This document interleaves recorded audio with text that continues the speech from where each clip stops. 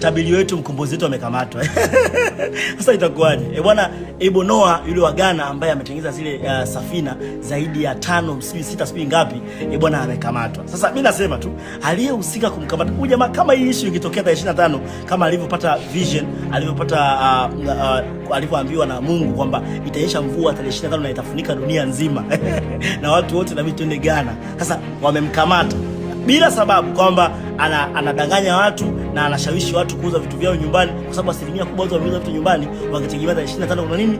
Kuna mvua kubwa. Wengine wamesafiri kutoka nchi mbalimbali kuingia Ghana wakiamini kuwa tarehe 25 kuna nini? Usicheke atashe zambi. Kuna mvua kubwa. Wamemkamata Ebo Noah. Aliyehusika kumkamata huyu mtu, hii issue ikitokea kweli, mimi nawaambia wataisha. Yaani aliyekuwa mtu yote ambaye amehusika kwenye umbea au kumtaja huyu jamaa mpaka akakamatwa na kusema kuwa amedanganya, ikitokea issue aliyo mtu ameisha. Kwa hiyo ndugu yetu bwana amekamatwa, lakini watu wanaendelea kusafiri, wanaendelea kwenda kwa ajili ya kuondoka tarehe 25 baada ya ili, kwa sababu mvua itanyesha kubwa sana, dunia nzima itafunikwa na maji. Kwa hiyo watu wanaendelea kwenda, lakini ndio hivyo. Tunayemtegemea nabii wetu mchungaji amekamatwa. Huku tunaendelea kusubiri aachiliwe.